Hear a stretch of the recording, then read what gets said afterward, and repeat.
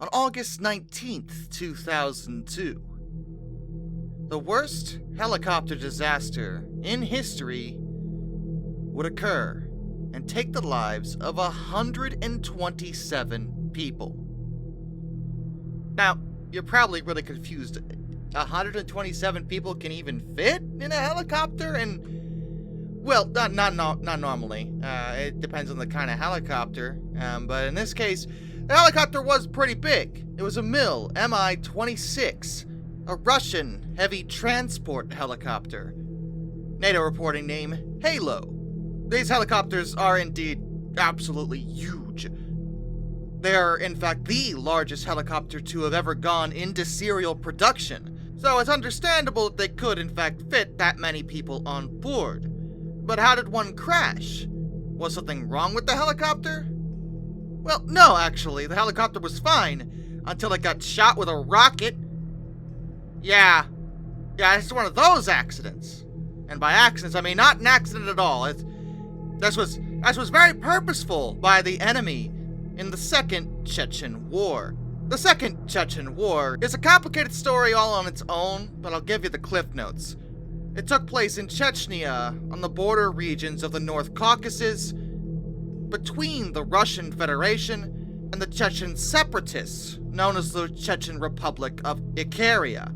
The conflict was in fact spurred by Islamic extremists. They had infiltrated Dagestan in Russia in 1999, and in September carried out a bunch of horrific apartment bombings on civilians in several different Russian cities.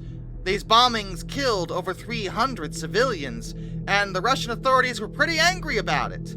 They were quick to blame Chechens, but no actual Chechens took responsibility for the attacks at the time. Regardless, open warfare soon began, as the Russian military moved into Chechnya, allied with pro-Russian Chechen military forces, and fighting the separatists. Later, it was determined that the bombings in question were likely organized by a man named Akhmez Gochiyayev, who, to this day, is still at large. He has never been caught. And in terms of how the war ended up, well, after a whole bunch of violence and horrific massacres and so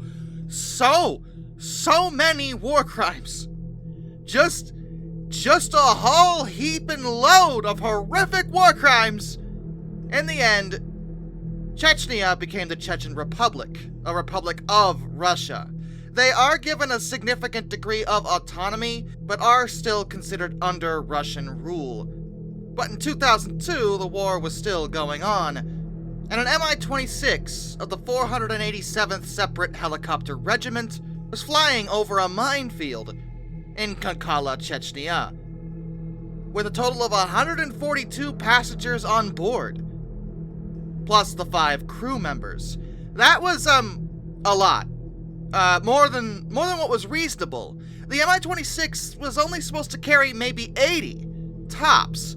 So the helicopter was considered overloaded, though in the technical sense it could handle it. I mean, it was flying, so it should have been fine. Unless someone were to fire, say, a 9K-38 Igla shoulder-fired heat-seeking surface-to-air missile at it, that might cause a problem. And it did.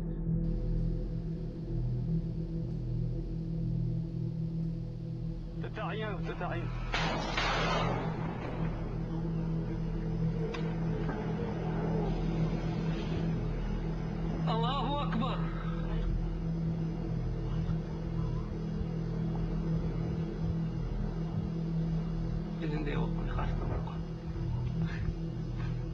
When the missile struck the helicopter, they were forced to crash land, catching on fire at Khankala military base, near Chechnya's capital city of Grozny. And as I mentioned, they also managed to land in a minefield, which had been set up at the base for perimeter defense. The impact of the missile had caused the helicopter to flood with fuel, and the crash had jammed the doors shut. The men inside were trapped and on fire. Only the crew of 5 and a total of 29 passengers found their way out through the cockpit's escape hatch, which was only designed for the crew. It could really only handle one person at a time. There just wasn't enough room for everybody to get out, especially with the whole fire thing. and even those that escaped weren't out of the woods yet. Several were killed by the anti-personnel mines that surrounded the crash site, and a total of 14 of the survivors died over the following days as a result of severe burns. Russian forces would set out and search for the people who had shot down this helicopter, but did not locate them at the time, only finding the spent tube that had contained the missile.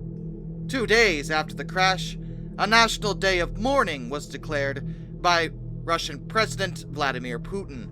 The media portrayed it as a second Kursk, but I'm not sure I'd agree completely with that, because the Kursk was a complete accident caused by a whole bunch of mismanagement within the Russian military.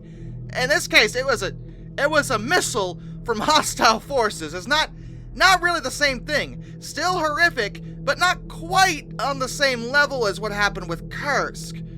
Several media outlets accused the Russian military of covering up the actual numbers, or even trying to portray this as an accident and not an attack.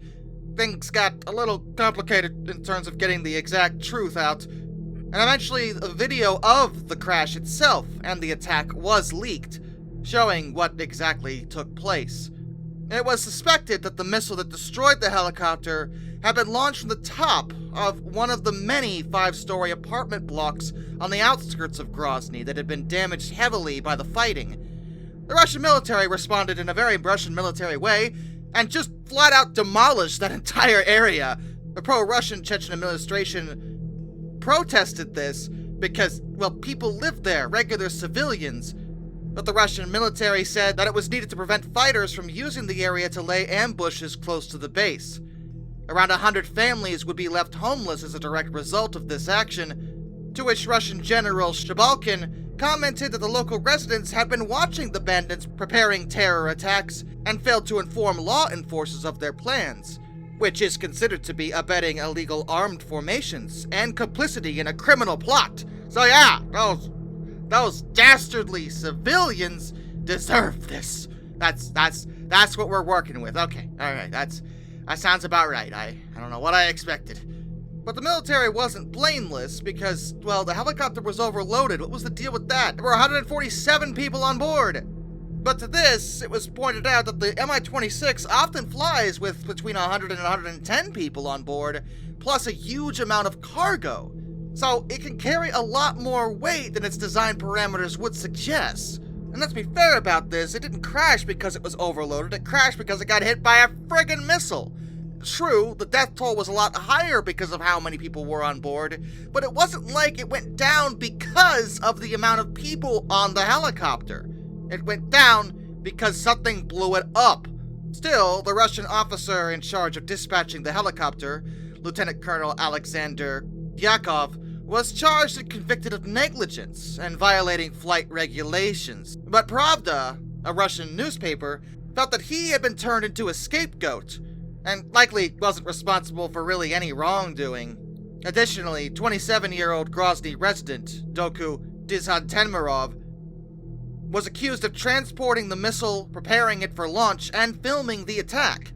He would be charged and found guilty of planning and carrying out an act of terror in April of 2004, sentenced to life.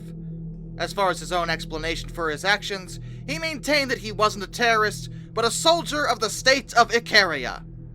So he admitted he was part of the separatists, and yeah, okay, that's not really a defense. You blew up a helicopter. They died on fire, bro. Like, this is not a. It was awful. It was horrific, and it's just, yeah, it's a lot. So that was a thing that happened, and hopefully nothing that horrific ever happens again. But in war, I mean, what are you gonna do? People are shooting at each other, trying to kill one another. In this instance, one side succeeded in doing that, to alarming effect. They shot a single missile and killed 127. For the separatists, it was a victory. For the Russians, it was a tragedy. And for everybody watching, it was like, can you guys stop that? That was, we don't have to, we're gonna keep shooting? Okay, great. We're just gonna ignore that completely.